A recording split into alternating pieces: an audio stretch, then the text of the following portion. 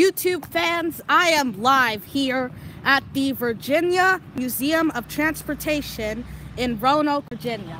And here I have three very large, very amazing steam locomotives that I'd like to tell you about today. Here we have the Norfolk and Western Y6A 2882, number 2156. The Norfolk and Western Class G1, number 6. And it's a 280 consolidation type. And the Norfolk and Western 1218, which is a 2664 type. So first, I'll talk about the oldest one here, which is the number 6. The number 6 was built in 1897 for the N&W. It is a Class G1, as you can see here. Now, it was built as one of the N&W's older engines to haul freight trains along the railroad. And as you can see, it is a 280 consolidation type. Now, any of you people watching out there who aren't train buffs might be wondering, what does a 280 mean? It means that there are 2 pilot wheels to help guide along tight curves, 8 drive wheels that would be used to drive the train, obviously, and 0 trailing wheels, which would have been used to hold up the cab and firebox. Now, this engine, as you can see here, was built by the Baldwin Locomotive Works in Philadelphia, Pennsylvania. Its top speed was about 35 miles per hour. It has about 29,376 pounds of tractive effort. Its driver diameter, it's 50 inches. It can haul 6,000 gallons of water and 13.8 tons of coal. Its weight is 120,785 pounds. It has 180 pounds per square inch as boiler pressure.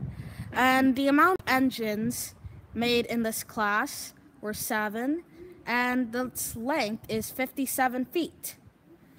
Now, one thing you might want to know about this engine is that while most engines that are running today on the main line are stoker fired, this old engine was hand fired, which means the coal was manually shoveled instead of shoveled by a machine like engines like the Nickel Plate Road 765 or the Norfolk and Western 611, which some of you out there might have seen for yourselves. However, I haven't seen them.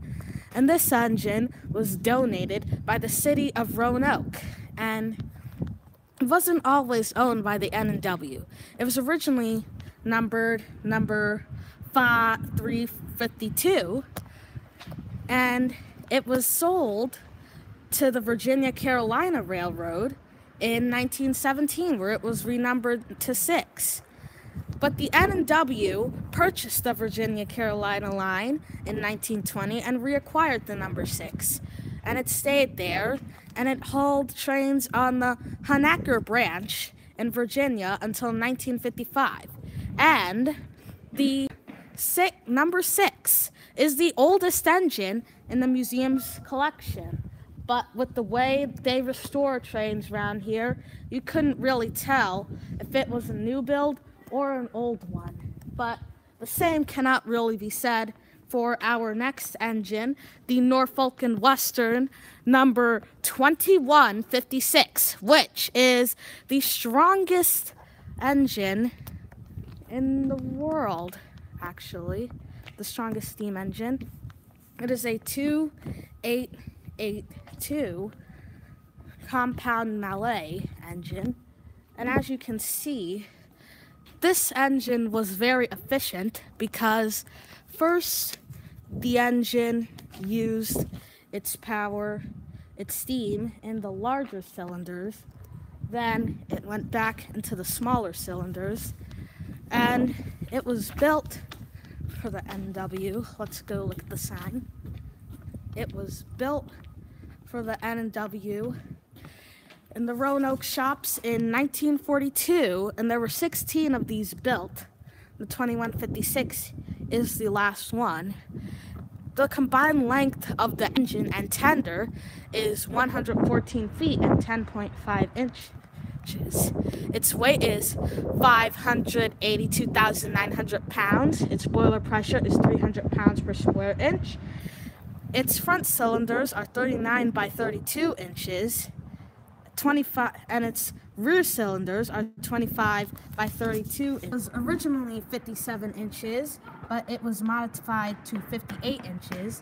It holds 30 tons of coal and 22,000 gallons of water.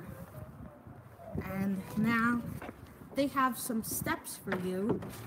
You cannot enter the cab, but you can look in it. And as you can see, there are many parts in the cab. Here you have the tender and everything you can see over here. And just look at the view. Pretend you're the engineer in the cab, just leaning out the window, and look at that view. And you can see over here. And now we go to our final engine for the live stream. So we've seen the number 6, the 2156, two very historical NW engines. And now we have the Norfolk and Western 2664 Class A, number 1218. And this engine was built in the NW's own Roanoke shops in 1958.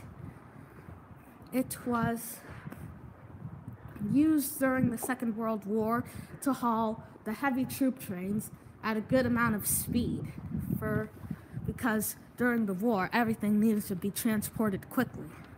It was retired in 1959, and well, after it was retired, it was put on display at it was displayed in Nelson Blount's Steamtown collection until 1971, when it was displayed in a park in Virginia. And soon, in 1985, it was taken to the Norfolk Southern's Alabama steam shops, and soon after, it was restored to operation in 1987, and it ran on the Norfolk Southern steam program until 1991, when it was going to be rebuilt in time for the 1996 season, but NS ended their steam program in 1994 for various reasons, which you could probably Google instead of listening to me probably get all the answers wrong. So anyways, it was retired, and it was stored at the shops for a long while until it was donated to the museum by the city of Roanoke. Now, this engine, with the locomotive and tender combined, has a length of 121 feet 10 inches. Its weight is 573,000 pounds, and its top speed is 70 miles per hour. Its cylinders are 24 inches by 30 inches. Its boiler pressure is 300 pounds per square inch, and it has a driver diameter of 70 inches. Its tractive effort is 114,000 pounds of force. Its tender capacity, it can hold 30 tons of coal and 22,000 gallons of water. Its weight is 378,000 pounds. And its firebox area is 122 square feet. Now, the 1218 could actually be restored, but the museum has no plans to restore it right now. So anyways, I guess that is the end of my live stream for the Virginia Museum of Transportation, and the 3 amazing Norfolk and Western engines. Let me just come up here and give you a better look.